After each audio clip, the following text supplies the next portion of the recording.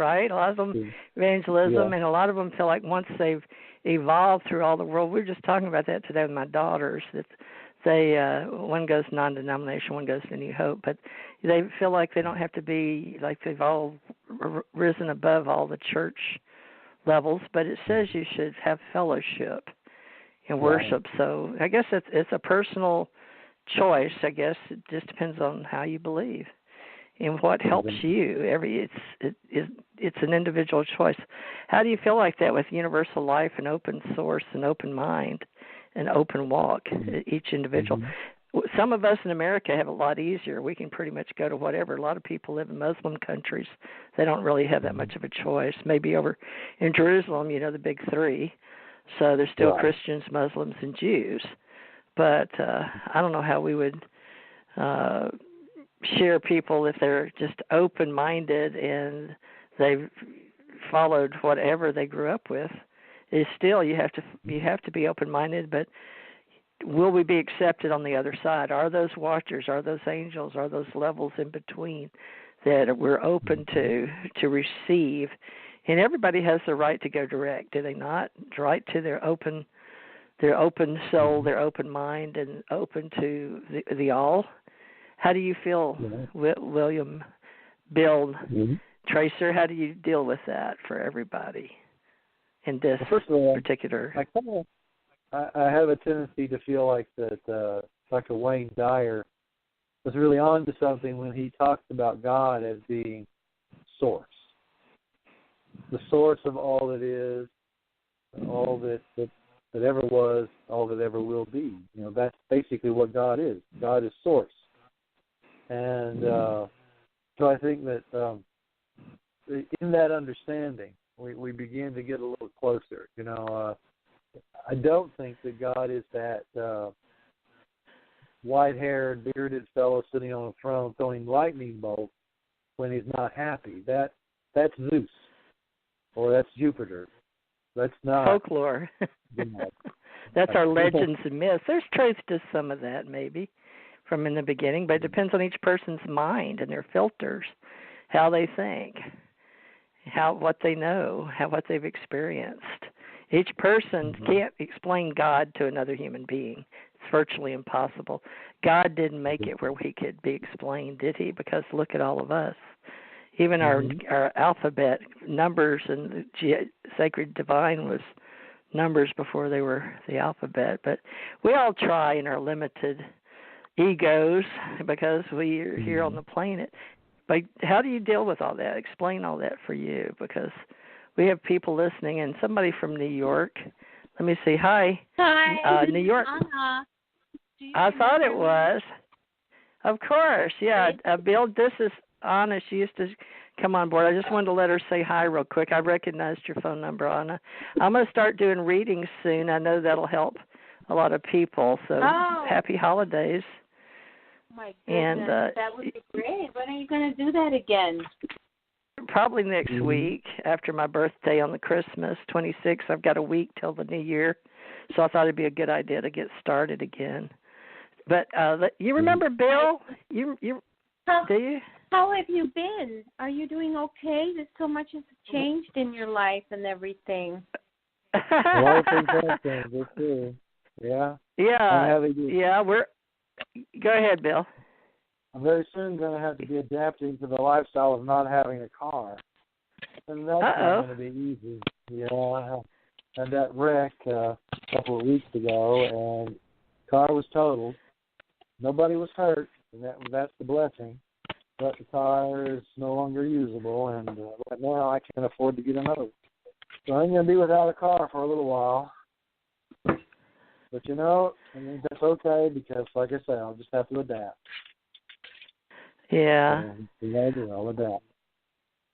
Well, we'll talk later with, I hear a lot of noise, so I had to put Anna on hold there because there's a lot of noise picking up. And Anna, we're on YouTube now, so it'll be actually where people can hear us on YouTube. So we're doing a lot of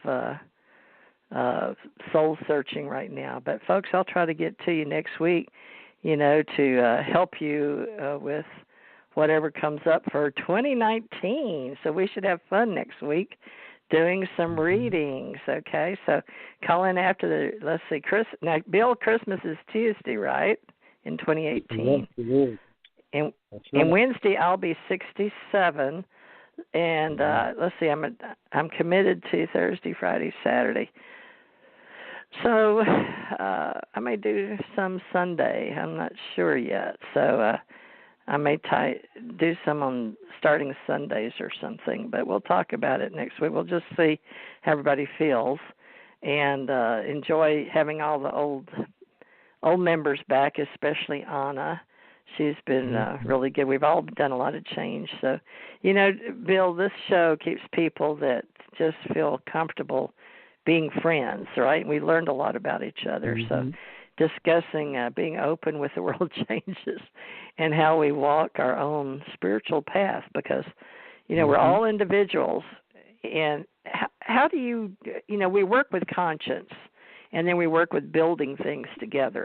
And a lot of people are asking me about their part in my life as entrepreneurs and what they're trying to do and what can we build together. Have you got any ideas what we could do? Because, open source is also open in cyberspace. So we're using Facebook to keep up with each other. But have you got any ideas other than helping people write books? And go ahead. Yeah. Help us out here. Well, what are we going to do? Like I was saying about I'm going to have to personally adapt to not having a car. I think that, that's a key word right there, adaptation. Increasingly, the traditional religious past challenge our postmodern sensitivities, leaving us dissatisfied. We find ourselves asking, isn't there something more?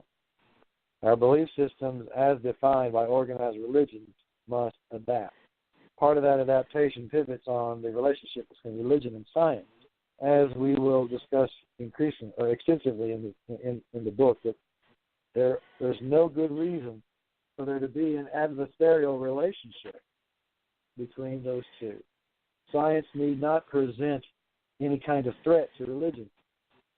The job of science is not to explain away religion, but rather to shine the light of knowledge that can help us see more clearly how our beliefs work best in our lives. That's I think is quite key. Too many people have viewed science as this ultimate contradiction of religion, and it really isn't. It doesn't have to be. One of the greatest scientists in history, Sir Isaac Newton, he didn't see any conflict between science and spirituality. He was a highly spiritual individual, and used science in his mind. He wasn't contradicting the existence of God. He was explaining the ways that God did stuff, basically. The way the universe itself is designed by a designer, not just something that came about through random chance, as the more atheistic approach suggests.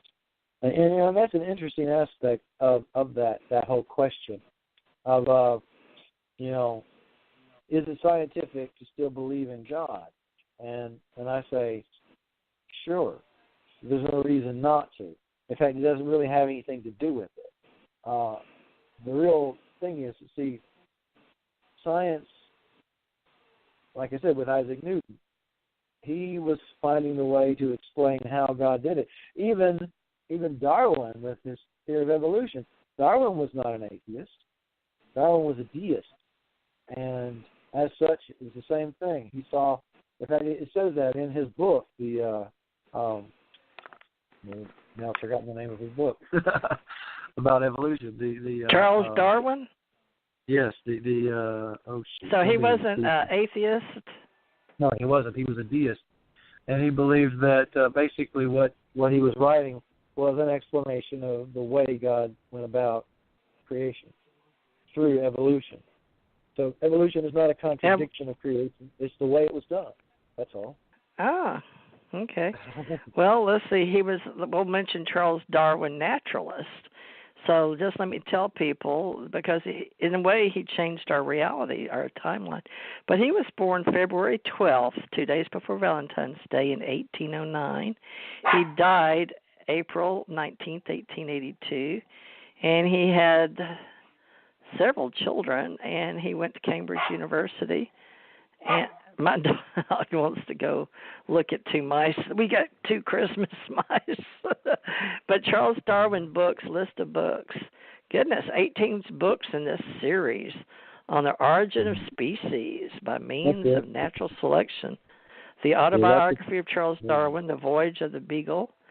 My goodness, I'll have to let her back out. Let's see, Penguin Random House. Well, just on the origin of the species, is that the one you're talking about, the expression of the emotions in man and animals? Yes, on the origin of species was his, I guess you would call it his masterpiece, his culmination. He actually did multiple editions of that book, in my book I actually have a quote from, I think, the 6th edition of that one, in which he talks about how he sees no reason why that his theory should offend the sensitivities of the religious. And I agree with him. There is no reason why for there to be any offense here. It's not trying to explain it away. It's trying to explain how God did it. That's basically what it is. And so, as a deist, he's not quite the same as somebody who believes in God from a theist point of view. The deist is a much more naturalist approach to the idea, basically saying we look at the universe and we see that the universe exhibits signs of design. And if the universe exhibits signs of design, then there must be a designer. And so it's simply a conclusion drawn based on observation of the universe, not something that comes from, like inspired, divinity-inspired kind of stuff. It's just, you look around the universe, you see these things, and you say, yeah, do we see here signs of a designer? So there must be a designer. Now, that's not necessarily... Were you raised in the church, but didn't you tell me at one time that you didn't believe, or something happened that made you not believe? You're right. I was raised in the Methodist church, but there came a point where I looked around me and I just I couldn't believe it. There's a lot of stuff, in traditional Christianity that is difficult sometimes, I think we all go through a period of doubt, and you have to come back or not. Some never come back, some do. And I did. I went away for a while, and then I came back. But interestingly, I came back through science. I was gazing at a poster that was made by National Geographic. It was their poster of the universe, showing the basic structure of the universe, starting on the scale of our solar system, the Earth, and then our solar system, and then it keeps going up and up until we see the entire universe. And when I looked at that structure of the entire universe, where multiple galaxies in clusters with strands of galaxies interconnecting these clusters, and with vast areas of empty space, but still, all of this interconnectedness. And that's when I realized the structure of the universe itself bears a striking resemblance to the structure of a neural network, not unlike our own brain. That same kind of structure, where the clusters of galaxies would represent like a brain cell, and the strands interconnecting them are like the synapses that interconnect the various brain cells. And so the thought occurred to me, could it be that the entire universe is itself a conscious being? And the visible universe as we see it is essentially the brain of that conscious being. And therefore, each of us are, really quite tiny. And within this structure, a part of it, each of us kind of like brain cells in the collective consciousness of all. And not just us, but if indeed there are other beings throughout the universe, then all sentient beings would be a part of this interconnected cosmic consciousness. And eventually, right now it seems like for us, for humanity, that interconnection is on an unconscious level. But is that the way it's supposed